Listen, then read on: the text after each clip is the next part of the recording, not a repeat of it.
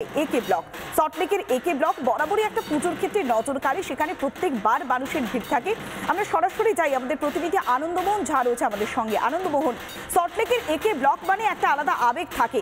এবারে সেইখানে থিমের ঘনঘটা কতখানি, মানুষজনের নজর কতখানি কেড়েছে একে ব্লকের পুজো?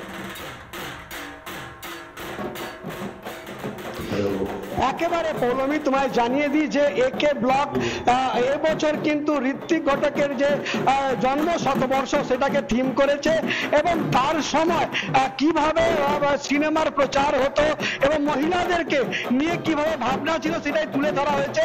আমি একটু মণ্ডপ দেখাবো, যে দেখো ইতিমধ্যে যে মণ্ডপ, সেই মণ্ডপ কিন্তু এই ঋত্বিক ঘটকের সিনেমার যে নানান দৃশ্য রয়েছে সেইটা কিন্তু তুলে ধরা হয়েছে। মূলত নারী শক্তির প্রতি যে ঋত্বিক ঘটকের ভাবনা ছিল সেইটা কিন্তু ফুটিয়ে তোলা হয়েছে মণ্ডপ জুড়ে। আমি তোমায় দেখাবো যে পুরো মণ্ডপ জুড়ে কিন্তু ঋত্বিক ঘটকের নারী চরিত্র নিয়ে যে কাজ এবং সেইটা কিন্তু তুলে ধরা হয়েছে মণ্ডপ প্রাঙ্গণে। এইখানে কিন্তু যেটা হচ্ছে যে ঋত্বিক ঘটকের যে নানান সিনেমা তার যে ক্লিপ সেটা কিন্তু দেখানো হচ্ছে। এবং এর পাশাপাশি দেখো আজকে কিন্তু ষষ্ঠীর সন্ধ্যা এবং এই যে তুমি মায়ের ছবি দেখতে পাচ্ছ, কিন্তু মানুষ কিন্তু ইতিমধ্যে মানুষের যে ঢল সেটা কিন্তু উপচে পড়েছে এই প্রাঙ্গণে। তোমায় দেখাবো যে এখানে কিন্তু প্রচুর মানুষ ইতিমধ্যেই তারা কিন্তু এসে উপস্থিত হয়েছে এবং এই যে ছবিটা আমরা দেখতে পাচ্ছি।